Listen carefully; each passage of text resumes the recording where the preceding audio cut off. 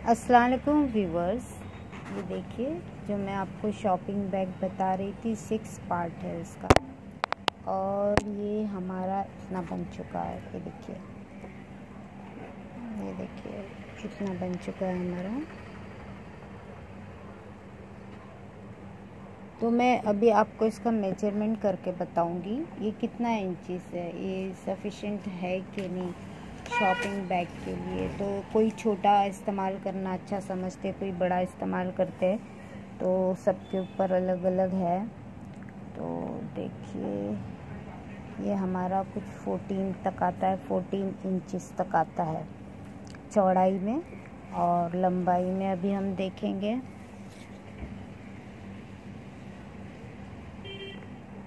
तो देखिए ये 10 तक ही आ रहा है, 9.5 10 तक आ रहा है। तो मैं क्या सोच रही हूँ कि जितना ये चौड़ाई में है, जैसे समझिए 14 है, तो मैं सोच रही हूँ कि इसको लंबाई में भी हम 14 ही रखेंगे।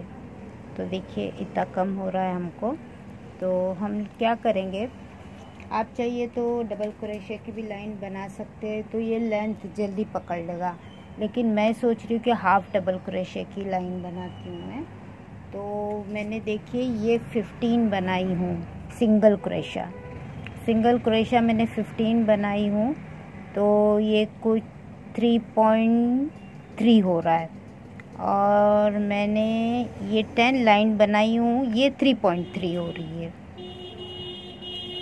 तो ये मैंने 10 लाइन बनाई हूँ हाफ डबल क्रोशा की, और ये 15 लाइन्स है। तो मैंने जैसे आपको बताया था कि ये हमारे प्रोजेक्ट को लेंथ देता है और ये हमारे प्रोजेक्ट को मजबूती देता है। जैसे स्टिचेस देखिए बहुत क्लोज होती है, ये स्टिचेस थोड़ी लूज़ जैसी होती है। तो अभी मैं क्या करूँगी, यही 10 स्टिचेस यहाँ पर बनाऊँगी, तो हमारी लेंथ बढ़ेगी इससे। और उसके बाद में 10 बनाने के बाद में शायद मैं 5 फिर से ये बनाऊँ। तो मैंने लास्ट वीडियो में आपको बताई थी कि इससे कैसे बनाते हैं हाफ डबल क्रोशा, लेकिन एक बार मैं फिर आपको बताती हूँ। उसके बाद में हमारे हैंडल रह जाएंगे। तो मैं अब इसमें आगे क्या करूँगी, 10 ये बनाऊँगी और फिर 5 ये बनाऊँगी, यानी इसमें 15 लाइंस में और बनाने वाली हूँ। तो ये तो मैंने आपको बताई थी। शॉपिंग बैग थोड़ा बड़ा होता है, शॉपिंग तो हमारी कम नहीं होती, इसलिए शॉपिंग बैग थोड़ा बड़ा होता है तो अच्छा लगता है। फिर भी इसके अंदर 3 किलो तक का आपका फ्रूट वेजिटेबल्स वगैरह इसमें रह जाएगा, 3 kg तक। और अगर आपको इतना ही चाहिए जितना ये हमारा हुआ है 10 इंचेस का, तो आप इतना ही रख सकते हैं बैग। लेकिन आपको अगर इससे बड़ा चाहिए तो आप इससे बड़ा कर सकते हैं। देखिए इतना तो हो चुका है हमारा बैग, देखिए। लेकिन आपको अगर बड़ा चाहिए तो आप इससे बड़ा कर सकते हैं, और मैं तो बड़ा कर ही रही हूँ, क्योंकि मैं सोचती हूँ जितनी इसकी विड्थ है उतनी ही इसकी लेंथ हो तो अच्छा लगेगा। लेकिन ज़्यादातर लोग, मैं खुद भी नहीं इतना बड़ा पसंद करती हूँ, लेकिन बनाएंगे तो अच्छा है। और देखिए ये जो मैंने डबल क्रोशा बनाई, तो इसमें मैंने सोची ये पर्स मैंने लाई हूँ, तो मैंने ये सोची हूँ यहाँ पर लगाने के लिए, थोड़ा इसको डेकोरेट करने के लिए। तो लेकिन अभी नहीं, वो तो हैंडल वगैरह हमारे हो जाएंगे उसके बाद। और प्लस हम ये साथ में लेकर भी कर सकते हैं, मतलब पर्स को हम उनके अंदर डालकर भी क्रोशा कर सकते हैं। ये मैं पहले आपको बता चुकी हूँ, लेकिन इसमें मैं नहीं करने वाली। नेक्स्ट प्रोजेक्ट में इंशाल्लाह करके एक बार दोबारा से मैं इसको फ्रेश करूँगी कि कैसे पर्स को डालकर हम कोई भी प्रोजेक्ट बना सकते हैं। या आपने उस वक्त नहीं डाला, बाद में आपने सोचे डालने का, तो आप सुई धागे के ज़रिए भी इसको बना सकते हैं, ऐसे कोई ज़रूरी नहीं है।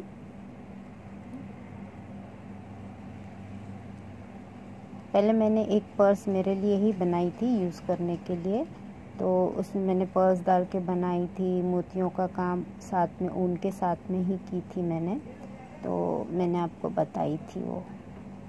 तो अभी दोबारा ट्राई करूँगी, कुछ बनाऊँगी तो आपको बताने के लिए।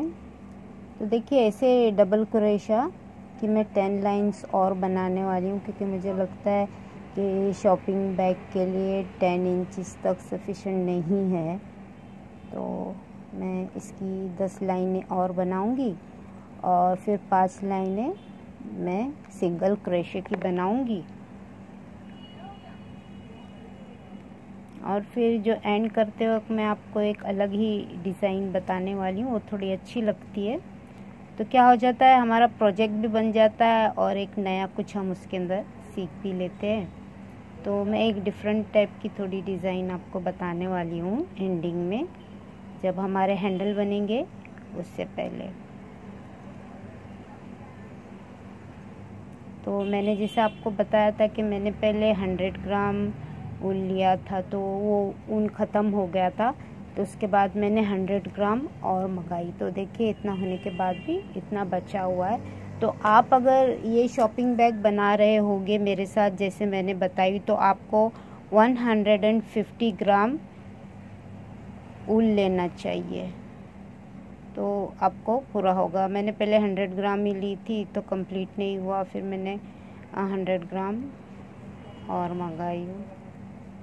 तो आपको अगर ऐसे ही बनाना है बैग तो आप 150 ग्राम ही लेना, ताकि सफिशिएंट हो जाए।